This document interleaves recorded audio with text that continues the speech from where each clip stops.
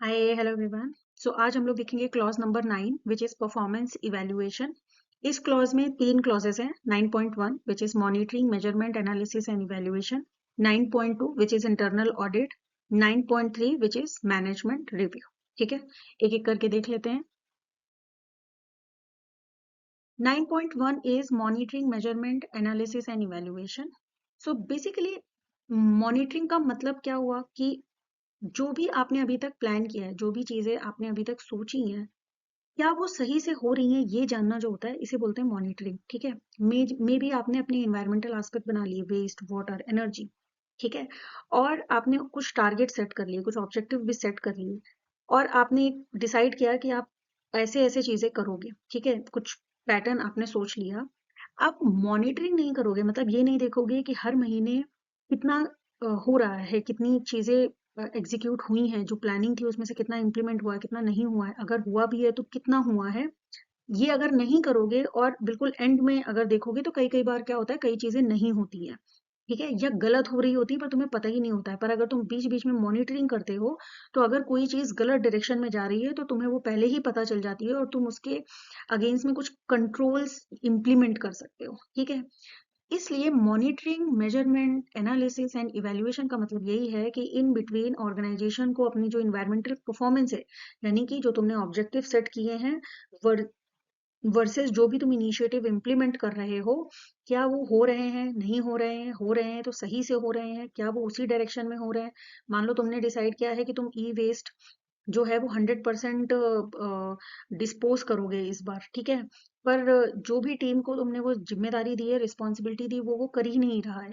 ठीक है, उसने एक महीने फर्स्ट मंथ का किया ही नहीं, या ऐसा कुछ भी इस तरीके से। इसलिए monitoring measuring analysing and evaluating in between periodically, even for 1 year, for calendar year or financial year, it is very important. ठीक है, तो देखो क्या है, the organisation shall determine what needs to be monitored and measured। इसका मतलब ये है कि तुमने जो भी अपने environmental criteria बनाए हैं, सेट किए हैं, उनको उनमें से क्या क्या चीजों को मॉनिटर या मेजर, उसका मेजरमेंट करना है। जैसे मान लो अगर तुम्हें बीओडी और सीओडी की वैल्यू हर महीने चाहिए अपने वाटर स्ट्रीम से। ठीक है, तो इसका मतलब क्या है कि उसको मॉनिटर करने के लिए और वो बीओडी और सीओडी का सैंपल ला के उसका मेजरमेंट करने के लिए किसी एक की जिम्मेदारी होनी चाहिए, राइट।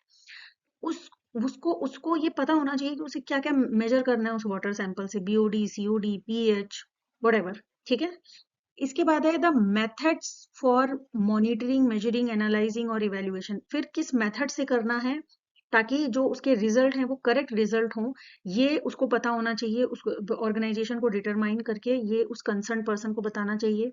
क्या क्राइटेरिया है जिसके बेसिस पे हम वो इन्वायरमेंटल परफॉर्मेंस को जज कर रहे हैं, इवेल्युएट कर रहे हैं, वो इंडिकेटर क्या है जिसे हम लोग बोलते हैं की परफॉर्मेंस इंडिकेटर। यानी आपको बीओडी की वैल्यू कैसे चाहिए, सीओडी की वैल्यू कैसे चाहिए, पर्टिकुलेट मैटर की वैल्यू कैसी चाहिए, ये सारे जो इंडिकेटर होते हैं ये आपको उसे बताने होंगे। When the monitoring and measuring shall be perform, मतलब कब कब परफॉर्म करनी है, हर महीने करना है। तो देखो, इन्वायरमेंटल परफॉर्मेंस में या ऑब्जेक्टिव में कुछ ऐसे इंडिकेटर होंगे जिसको हर महीने आपको मेजर करना होगा। जैसे कि हमने बताया, अगर वाटर का है, बीओडी है, सीओडी है, या अगर मान लो कोई एयर पोल्यूशन है, नॉक्स है, सॉक्स है, इन सब का वैल्यू आपको हर महीने करना पड़ सकता है। लेकिन मान लो अगर जो ऑब्जेक्टिव है वो ये है कि जो फीमेल का रिप्रेजेंटेशन है वो इतना परसेंट होना चाहिए, उतना परसेंट होना चाहिए, तो वो हर महीने नहीं, हर 3 महीने में भी अगर आप एचआर टीम से कनेक्ट करके वो मॉनिटर करोगे तो भी हो जाएगा। तो कब कब मॉनिटर करना है ये आपको पहले से ही अपनी एसओपी में, अपने स्टैंडर्ड ऑपरेटिंग प्रोसीजर में, या आपको किसी पॉलिसी में, किसी तो डॉक्यूमेंट में पहले से डिफाइन कर देना है कि कब कब मॉनिटरिंग होगी। एंड देन उसके बाद जो मॉनिटरिंग से जो रिजल्ट आए हैं या जो आपके मेजरमेंट से रिजल्ट आए हैं उनको कैसे इवेल्युएट करना है, कैसे कैलकुलेट करना है, या कैसे एनालाइज करना है, कब कब करना है, ये सारी चीजों को भी पहले से ही डिटरमाइन कर लेना है, डिफाइन कर लेना है। ठीक है, the organisation shall ensure that the calibrated और verified monitoring and measurement. Of course, अगर आप किसी इक्विपमेंट का यूज कर रहे हो किसी भी वैल्यू को कैलकुलेट करने के लिए, तो वो जो मशीन है, वो जो इक्विपमेंट है, वो अच्छे से कैलिब्रेटेड होना चाहिए या वेरीफाइड होना चाहिए किसी भी चीज को मॉनिटर या मेजर करने के लिए। ठीक है, organization shall evaluate its environmental performance and effectiveness of the EMS. Course अगर आप ये करोगे ना, ये चीज, ये स्टेप जो है ये ऑटोमेटिक अचीव हो जाता है। ये कई कई जो बुलेट पॉइंट्स या कई कई आईएसओ के रिक्वायरमेंट जो है वो आपको बहुत ही एक ही जैसे दिखेंगे हर जगह पे, क्योंकि उसका मतलब अल्टीमेटली यही है। जब हम लोग एक्सरसाइज या प्रैक्टिकल वीडियो में जाएंगे कि एक्चुअली ये करने का मतलब क्या है, तो अब आपको वहां पे समझ में आएगा कि कैसे ये सारी चीजें कहीं ना कहीं एक ही तरीके की हैं। कि कुल मिला के बात ये है कि अगर तुमने ये कर लिया तो ये कुछ स्टेप्स जो है वो ऑटोमेटिकली अचीव हो जाएंगे। ठीक है। Then the organization shall communicate this environmental performance and effectiveness of the EMS. ये communication करना है, again communication वाले में हमने पढ़ा है internal communication, external communication, ये सब करना है। And then organization shall communicate relevant environmental performance both internally and externally, जैसा भी हमने बताया। And then again ये जो information है ये एक documented information होगी, which means कि अगर मान लो आपके एयर की कुछ वैल्यूज हैं, वाटर की कुछ वैल्यूज हैं, वेस्ट की कुछ वैल्यूज हैं, जो आपको अपने ही कंपनी से कहीं से सैंपल डेटा लेके उससे कैलकुलेट करना है, तो ये सब का एक प्रॉपर रजिस्टर होना चाहिए। ये सब की कोई एक, या तो आप कोई टूल यूज कर सकते हो, या तो आप कोई रजिस्टर यूज कर सकते हो, कोई एक्सेल यूज कर सकते हो, कहीं तो इसको डॉक्यूमेंटेड रखना है, इस इंफॉर्मेशन को डॉक्यूमेंट करके रखना है। ठीक है। तो मॉनिटरिंग, मेजरिंग और एनालिसिस एंड इवैल्यूएशन का मतलब क्या है कि आपको कैसे पता चल रहा है कि आपका जो सिस्टम आपने अभी तक बिल्ड किया है, जो प्लान किया है, जो भी किया है, ये वर्क कर रहा है या नहीं, या ये सही डायरेक्शन में वर्क कर रहा है या नहीं। ठीक है। Next is 9.1.2 is evaluation of compliance, which means that organization shall establish, implement and maintain the process needed to evaluate fulfillment of its compliance obligation। इसका मतलब बहुत सिंपल है कि मान लीजिए आपको जो गवर्नमेंट ने बीओडी की वैल्यू दी है वो 100 दी है। ठीक है। और आप हर महीने अपना सैंपल लेके जा रहे हो, और किसी महीने तो वैल्यू 60 आ रही है, किसी महीने 70 आ रही है, किसी महीने 110 चली गई। तो जिस महीने 60-70 आ रही है, इसका मतलब आपका कंप्लायंस का रिक्वायरमेंट तो ऑटोमेटिकली मीट हो रहा है, उसकी कोई दिक्कत नहीं है। लेकिन जिस महीने वो 110 चली गई, इसका मतलब आपका कंप्लायंस का ऑब्लिगेशन जो है वो मीट नहीं हो रहा है। तो आपको उस मॉनिटरिंग से पता चलेगा कि आपको क्या कंट्रोल लगाना है, क्योंकि आपकी वैल्यू गलत कैसे चली गई, क्या प्रॉब्लम आ गई, क्या रीजंस थे जिसकी वजह से, और तब आप वो रूट कॉज में जाते हो। ठीक है। तो वो जो पिछला स्टेप है, विच इज जो आपने जनरल अभी पढ़ा, ये उसी का ही पार्ट है। जब आप अपने जो भी इन्वायरमेंटल पैरामीटर हैं उनको ऑटोमेटिकली अगर आप उन्हें मेजर कर रहे हो टाइमली, जो भी फ्रीक्वेंसी आपने सेट की है, तो उसमें कंप्लायंस रिक्वायरमेंट जो है वो एनीवेज टॉप पे होती हैं, जो लीगल रिक्वायरमेंट्स है। Organization shall determine the frequency that compliance will be evaluated, evaluate compliance and take action, and maintain knowledge and understanding of compliance status। इसका मतलब ये है कि फॉर एग्जाम्पल आप मंथली अगर चेक कर रहे हो वाटर में बीओडी सीओडी का वैल्यू, और वहां पर कोई कंप्लायंस है, वो कंप्लायंस रिलेटेड अगर वैल्यू है, तो उससे पहले ही आप उसका फ्रीक्वेंसी डिफाइन कर दो, उसकी एक अंडरस्टैंडिंग मेंटेन कर दो कि भाई ये जो वैल्यूज हैं आउट ऑफ 10 केपीआईज, जो ये 3 केपीआईज हैं, उनका ये थ्रेशहोल्ड है, और ये थ्रेशहोल्ड के नीचे ही हमें मेंटेन रखना है, किसी भी तरह से इसके ऊपर नहीं जाना है। और अगर मान लो किसी महीने ऊपर चला गया है, तो जो एक्शंस लिए जाएंगे वो सब भी वहां उन्हें पहले से ही पता होना चाहिए। The organization shall retain the documented information as an evidence। ठीक है। तो इसका भी एक डॉक्यूमेंटेड एविडेंस होगा। Now comes internal audit. ये एक्चुअली सबसे इंपॉर्टेंट पार्ट है।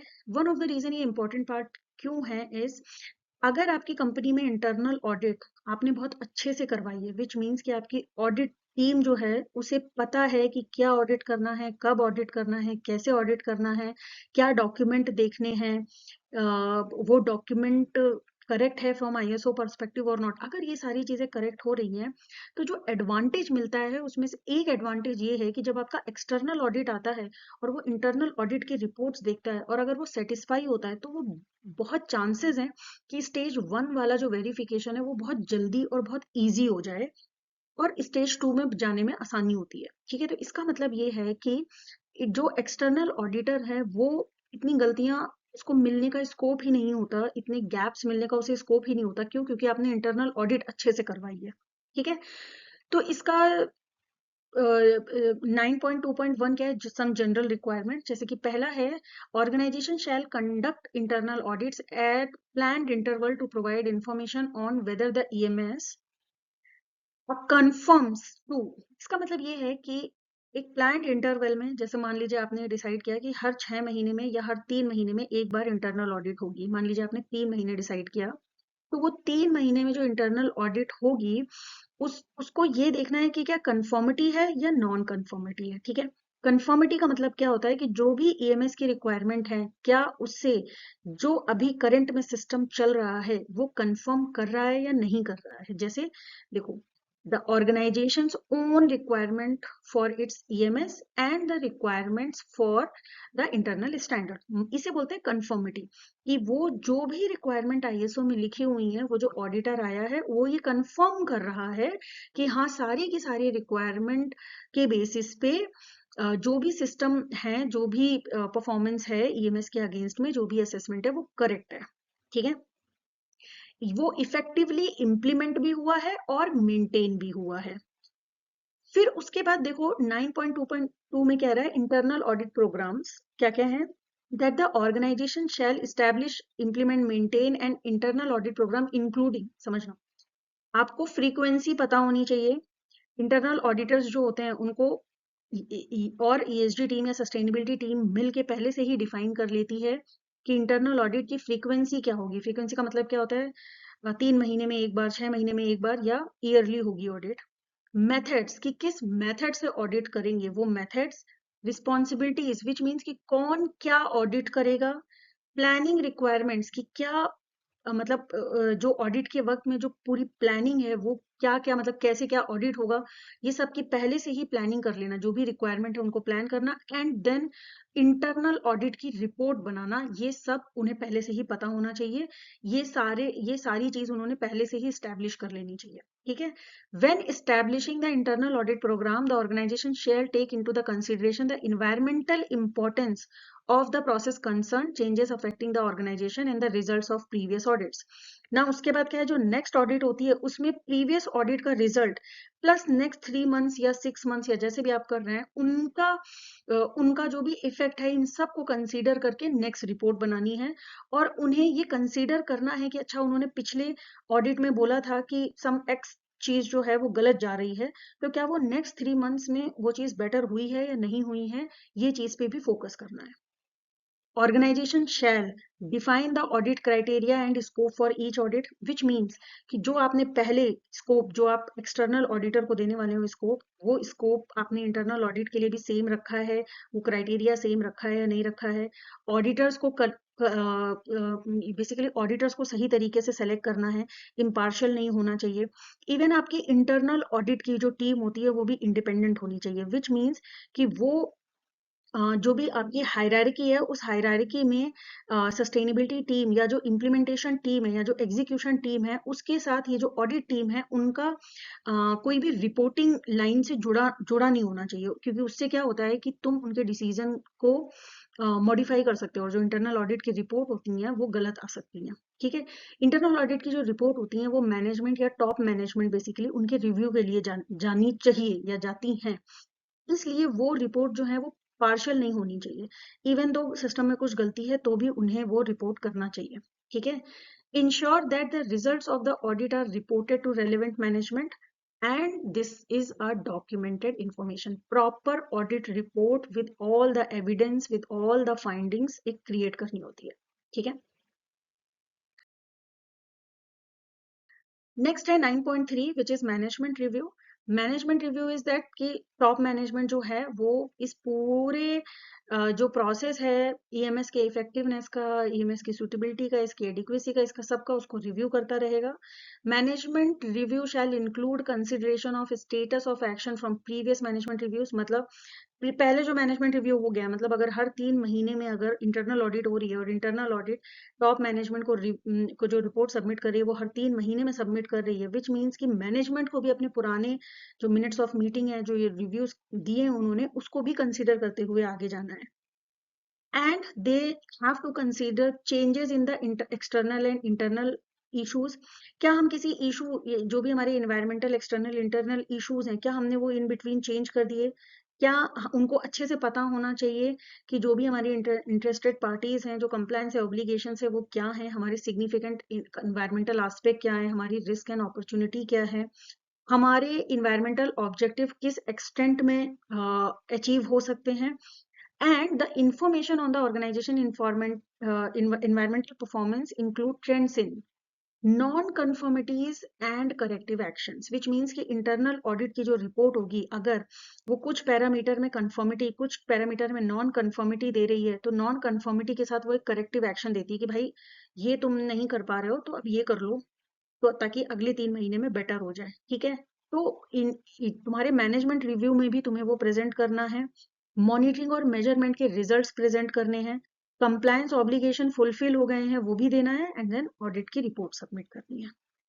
Adequacy of resources, which means कि जो भी रिसोर्सेज हैं उनकी जो नॉलेज है, कॉम्पिटेंस है, अवेयरनेस है, वो सब भी चेक करना है, और उन्हें कम्युनिकेशन, जो भी कंप्लेन्स हो या जो भी हो, बट किसी भी तरीके का जो एक्सटर्नल इंटरनल कम्युनिकेशन है उसको भी रिव्यू करना है कि वो क्या हो, और ये अगर किसी भी प्रोसेस में कुछ भी प्रॉब्लम है तो वो आगे कैसे इम्प्रूव होगा, उसकी अपॉर्चुनिटीज के बारे में बात करनी है। इसके बाद है कि आउटपुट, जो मैनेजमेंट रिव्यू जो आउटपुट क्रिएट करेगा, यानी जो उसकी मीटिंग से, मैनेजमेंट रिव्यू की जो मीटिंग्स होंगी उनसे जो एमओएम बनेगा उसमें क्या क्या होना चाहिए, या जो उनसे फाइनल रिपोर्ट बनेगी उसमें क्या क्या होना चाहिए। तो सबसे पहले conclusion on the continuing suitability, adequacy and effectiveness on off the EMS, which means कि ईएमएस सही से हो रहा है या नहीं हो रहा है, उस पर कंक्लूजन देना है। डिसीजन देना है कंटिन्यूअल इम्प्रूवमेंट की अपॉर्चुनिटी पे। डिसीजन देना है अगर ईएमएस से रिलेटेड कोई भी रिसोर्स या कुछ भी अगर चेंज हो रहा है उस तरफ। अगर कोई भी इन्वायरमेंटल ऑब्जेक्टिव अचीव नहीं हो रहा है, यानी कोई भी गोल या टारगेट अचीव नहीं हो पा रहा है, तो उसके लिए क्या एक्शंस लेने हैं इसके बारे में बात करनी है उनको।